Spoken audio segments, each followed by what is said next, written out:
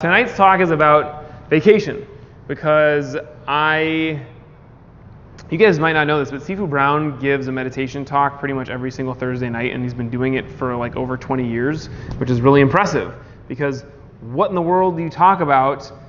I don't know how many times, it's probably been like 1,000 talks that he's given now.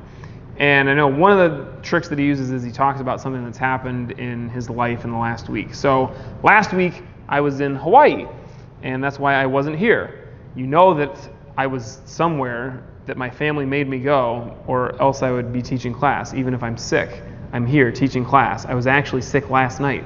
I had food poisoning, and I'm still here. I slept like this much, and I'm really about to give a spectacular meditation talk. So the idea of vacation is weird to me. I don't actually like going on vacation. In fact, ever since I started working at Sifu Brown's school in Michigan, I kind of started avoiding taking trips. And the main reason is because I just wanted to be there. There was part of it where I was just like scared of Sifu Brown, and I thought if I asked to leave on vacation, he's going to be pissed off at me and hit me or something, even though he didn't hit you for that reason. But I just like stopped, and my parents would say, we're going to hang out with Grandma and Grandpa for a week in Florida, and I was like, great, have fun. I'll go for a weekend. I would take a long weekend of 3 days, and that would be it. So this is the longest vacation that I've ever taken since opening this school. I was gone for a week and a day or two, and it is entirely too long. I don't like being gone for that long.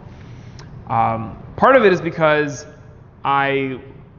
there's a little bit of worrying, like what is going on at the dojo, and then part of it is because there's wondering, like, I wonder what's going on at the dojo. And even though I've told people like who's teaching and more or less what to teach, there's still an element of surprise. And usually when I come back and talk to people who are in the class, I get surprised by the things that were taught. But overall, it's just because I would rather be here. This is the best place in the world, for me at least. And I'm assuming for you guys it's one of the best places because you're here all the time. And if you are like most people, you don't get to just spend all day at the place that you love, at your favorite place. I'm not like most people, in case you guys haven't figured that out yet. I'm strange, and I get to spend all day here. In fact, most days I'm here 10 to 12 hours. And I'm not teaching that entire time, but a good chunk of it I am. And the reason that I'm here so much is not because I don't have staff that can take care of it. I mean, obviously I was gone for a week, and Catherine and the rest of the staff did a great job, and the senior students who were teaching did mostly spectacular work, with a few strange things that I heard about while I was gone. But it's because I would rather be here. This is like the most fun thing that I can imagine doing. And a lot of people, their work, their career is not like that. It's like, this is the thing that I do to survive, and when I'm done, thank God, like I can go home and relax and regain some sanity. And these are the people who you ask, like, how you doing today? And they say, I'll be better when it's 5 o'clock and the whistle blows and I get to go home. And I've had jobs like that. I had a job where I worked at a golf course, ferrying golf bags and driving golf carts, and it was like, it's actually kind of a cushy job actually now that I think about it, but I still didn't like it because it wasn't martial arts and it was kind of mundane, and the people that I worked with I didn't like very much. The worst job that I ever had, I pushed shopping carts in the rain for one night, and I got pink eye, and I was like pushing the cart, and I just went, oh, what is this? I'd never had it before. I'm like, what is this pussy stuff coming out of my eye? And then I push the golf cart, and we're back on? Perfect timing. So we're talking about careers right now. And I'm pretty sure I gave the entire town pink eye. But I've had basically every job that I've ever had except for teaching martial arts, I have hated to some degree or another. And so I was 17 when I started practicing with Sifu Brown, and it only took me a short amount of time to realize that this is what I'm going to do for the rest of my life. And it was because I was, I guess, naive enough or had enough gall to think, I can do that. I can just do something that I love doing every single day and, not have to live on the streets doing it. So I just kind of went to work and basically told Sifu Brown I want to teach martial arts, and he said, okay, this is what you're going to do. And he said basically like, you're going to be here for 10 years and it's going to take this and take that. And I was just like, okay. And a lot of people have had that same conversation with Sifu Brown, and they are not teaching martial arts right now because they give up within the first couple of years. But I guess I just wanted it that badly, and I saw like Sifu Brown is just loves this, and he's so passionate about it, and he's like so great about it, and this is what I want for me. So I did it. So he's the same as me. He doesn't like taking vacations. I think Sifu Brown was gone for a chunk of time, maybe once when I was studying with him for, I think in the 10-year chunk at least that I was there. I can remember one time that he was gone for a long time. Anybody know where he was? He's in China at Shaolin Temple practicing martial arts. That's his vacation. Like, that's what I did. That was my vacation before I opened this school. I went to Japan and I practiced at the Hombu Dojo Aikido for a week. And it's because we're weird. But most people, vacation is like, oh, I got to do something that's the opposite of what I do for my job. I don't want to see a computer or whatever. I just want to be out. So like going to Hawaii would be an ideal vacation for most people. For me, I had a great time with my family, but I really just wanted to be doing martial arts the whole time. So I started, it was like 2 days, I think, before I grabbed somebody and started working on a technique that I was thinking about. And I just get antsy if I can't grab or punch somebody or whatever. But I guess this will be the time I ask you guys, who's got an example of like their favorite vacation ever? And there should be a reason why it's your favorite vacation, not just like it was cool. But what was a great trip or a great thing that you did, and then concise why it was so great? Yes? Kayaking on the Bulla River. The Bulla River. New Zealand. Uh-huh. After I dislocated my shoulder. Uh-huh. And it was the scariest thing I'd ever done, but it was the most challenging and the most rewarding thing I'd ever done. So that's your vacation, is challenging, scary, and rewarding. You got it. It's kayaking with a separated shoulder. No, after. Oh, it was fixed. Yeah. Oh, great. So, fixed. Got it. So, I like that. And that's not most people's idea of a great vacation. But some people, yeah, doing something that's really scary and challenging and rewarding, wonderful. Absolutely. That's like some classes here. Scary, challenging, and rewarding. That's one of the reasons why I love it here so much. What else? Nobody else has ever gone on vacation? Yes. My favorite vacation was actually coming here when I first came here. Mm-hmm. I was stay, and Okay. I've been here for almost 2 years. Oh, you mean coming to LA? Yeah. Not coming to the dojo, Yeah, like but moving or coming here for the first time? Yeah, I've never been to LA in my life, and I came here for like, I was like, oh, I'll go for a month, like for a vacation or something. Mhm. I wanted to turn it into a career, and here I am, You just stayed. Where were you living before? Detroit, Michigan. Detroit! So I came here from Detroit-ish. I call it Detroit because that's what people know, but it's, it's an adventure, isn't it? I drove here across country. I threw my clothes in trash bags and put them in the back of the car and drove out here, but my parents were here, so I had a place to stay. It was nice. But what was so great about that vacation? It was start over. Mm-hmm. It's just coming out here, you know, and figuring everything out from scratch. The newness of it. That's exciting. I know you got something for me. Great. Great, hold on. So this is definitely something that I want to talk about. This is one of the reasons why I love the dojo and why it is like every day is like a vacation here for me, is because there's always something new. And it might not seem that way, because if you guys see what I teach, like there's a decent amount of repetition. Obviously, if there's not, you'll be forever terrible at these techniques. You have to repeat them over and over again. But for me, it's one of the most exciting things is having a new student come in and seeing that look on their face when they kind of have that same kind of experience, like, oh, this is so new and everything is exciting and everything is scary and challenging. And that is one of my absolute favorite things, is giving somebody this experience for the first time. All right, what do you got? Dina is going to Thailand, doing the caring for elephants in an elephant sanctuary. Mm-hmm. It's phenomenally rewarding and enlightening. Enlightening. Great, just like the dojo. Rewarding and enlightening. Mm-hmm. So I worked a little bit with animals, never with an elephant before, but it does sound like it would be fun.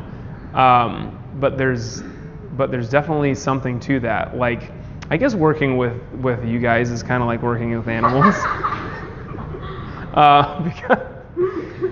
Because you know, there's not a real big difference between humans and most animals.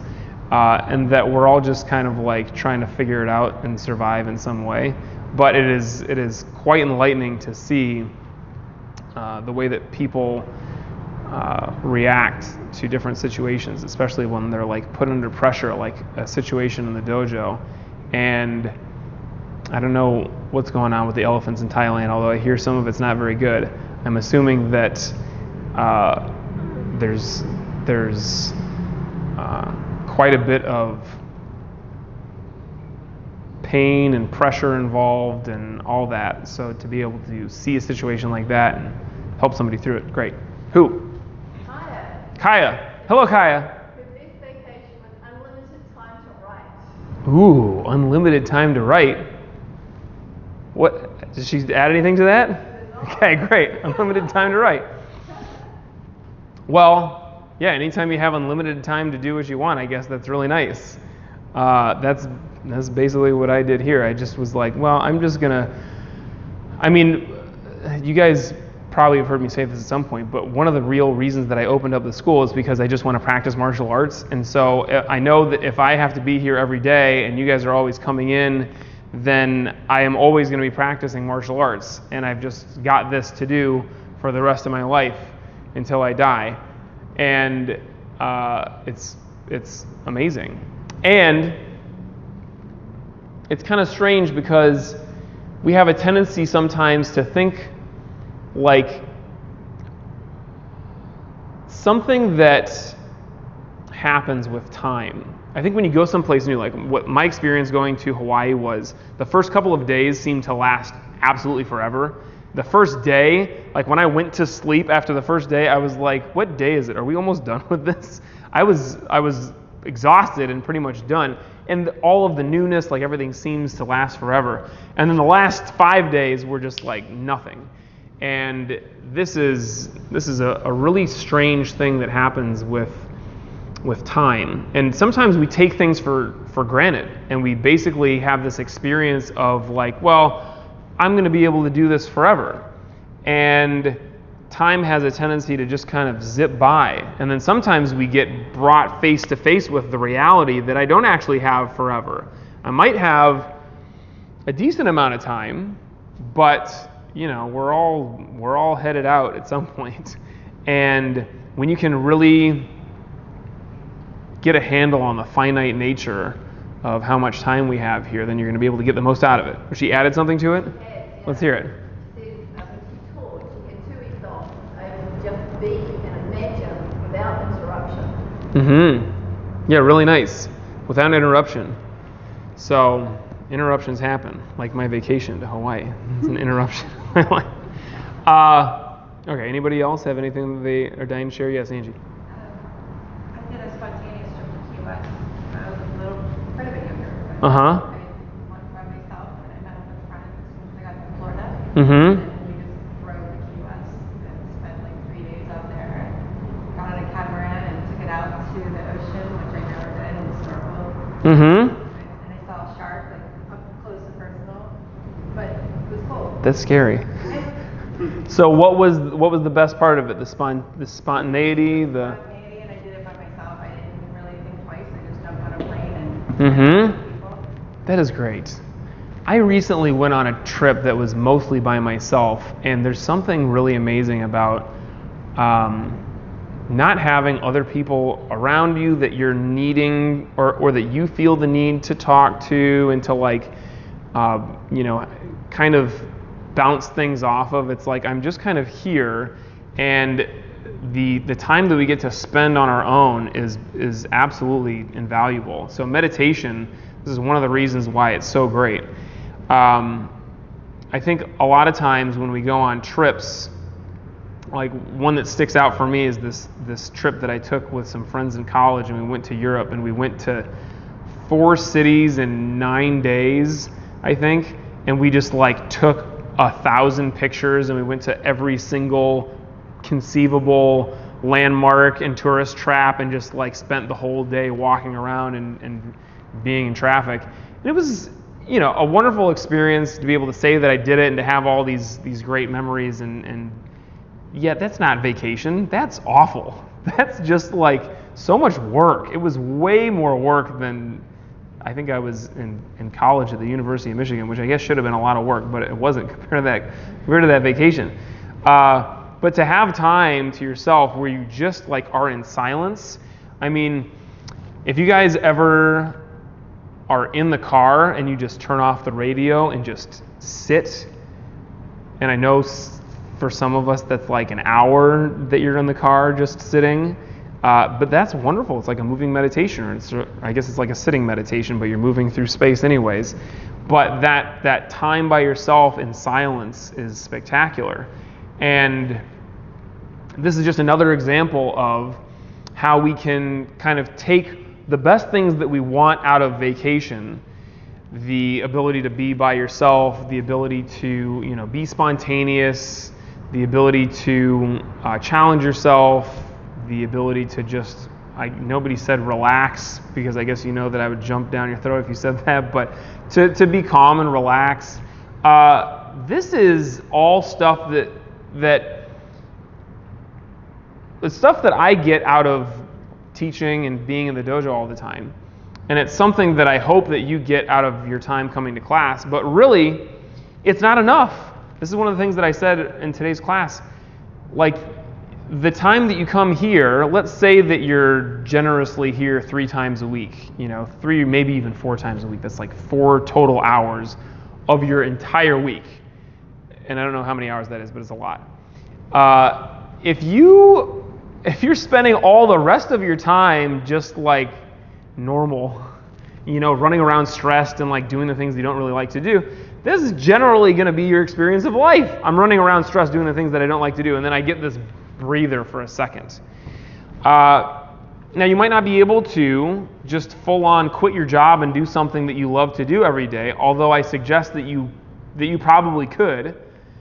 I'm not going to say that you have to, but what you definitely should do is take as much of this outside into life as possible, and get that like every day can be like a vacation, and it's not even just like, well, today I'm going to take it easy. Sure, you should do that sometimes. That's what the weekend is for.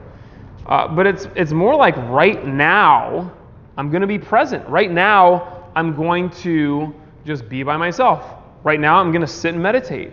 Or the example that I used this morning is eating.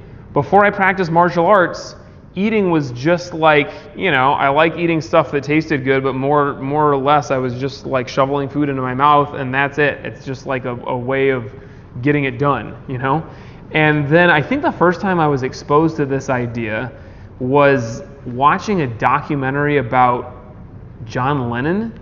And he and Yoko Ono were giving an interview, and they were talking about this simple concept of just like loving your food. They were talking about eating sausage And they're like, when you're eating the sausage, most people, they just eat really fast and get it done, and it's not enjoyable. But if you're taking the time to really just enjoy it, and like you look at your meal before and you say like, I love this, and you take a bite and you actually experience it and you enjoy it.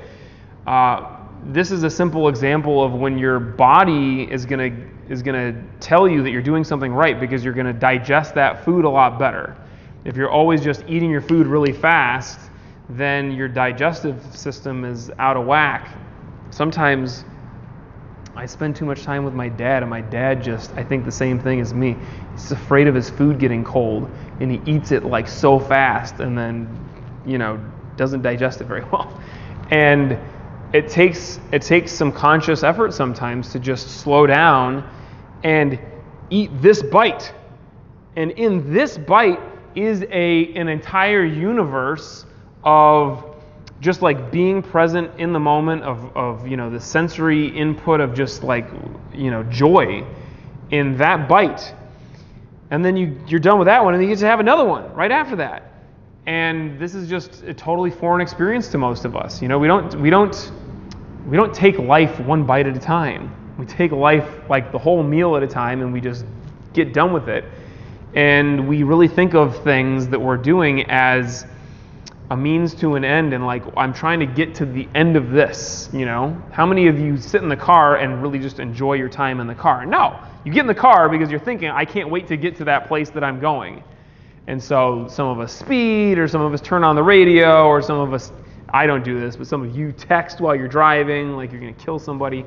And the act of just putting all that aside and like just like enjoying whatever it is that we're doing, and it's that cliche saying, but enjoying the journey, enjoying the journey is like enjoying each step, right? And just like enjoying your meal is like enjoying every single bite. So if we can take these ideas and take them out into everyday life, then it's not so much of like a break between vacations. It's not like I'm working, and life is happening to me, and then I get a chance to relax and a chance to enjoy. It should be every single day, multiple times throughout the day. And enlightenment is kind of like a version of this, just being present for every single moment. And no matter what you're doing, still being able to enjoy it. The ability to just be totally present, no matter if you're working or having a conversation or practicing martial arts or whatever, driving, is it. Like, this is really what we're looking for someday. So choose something. Choose one thing. This is your homework. You're going to choose one thing that you're going to either, maybe it's something I already do like eating, or it's something that I don't already do, like maybe for some of you it's meditating every day, or whatever it is, and you're going to attach an opportunity to be totally present every single time you do that thing. And then when you make that a habit, and you make it so that every single time I eat now I'm completely present, and then take it into something else. Leave it there, keep that, and then add something else. And this is one of the most fun times that I had in the beginning of practicing martial arts, was taking little things like that and just choosing to be totally mindful and saying to myself, like, if I were doing this as part of my martial arts practice, how would I be doing this? How aware, how much would I enjoy it? And so I just started, like, a simple example is brushing my teeth. I only brush my teeth with my right hand. And then I thought, well, in the dojo, we do everything with both sides. So I started brushing my teeth with my left hand. And it's weird. It's weird to brush your teeth with your left hand. And some of you maybe like injured your right hand and you had to do it before. Probably none of you have just decided to do it for fun like me, but that is the kind of experience that you're looking for, is like, how can I inject as much newness into this as possible? And finding something new in the mundane, something exciting, something that just brings us to the present moment. That's vacation. That is really the way to just be excited and happy and present in everyday life. So meditation is the ultimate experience of this, because you should be breathing all day, every day, and yet how often do we actually set aside time to just sit and experience the breath? So when you are sitting and meditating, sometimes it's boring and sometimes the breath is not enough to keep you focused and your mind wanders, and so you're going to come back and recognize this breath. And this is the only time that you will ever take this breath. It is absolutely unique. It is, again, like the entire universe and all of eternity is contained within this breath. So be present for it. And then when that one's done, don't be attached to it. Move on to the next one. And this is kind of just going to rewire our brain and get us used to coming back to the present, being here now in whatever we do. Most things will be more interesting and more exciting than the breath. But today, try this. This is something that I've tried recently with my meditation. When you're sitting, have the experience of falling in love with the breath and just loving the breath. And really we should, because if we don't breathe, we die. But just loving the experience of feeling the breath coming in and feeling the breath going out and being so infatuated by it and so interested by it, that's going to help keep us focused on this thing longer. And then the ideal goal is to be able to take that out into everything else that we do. Sit comfortably.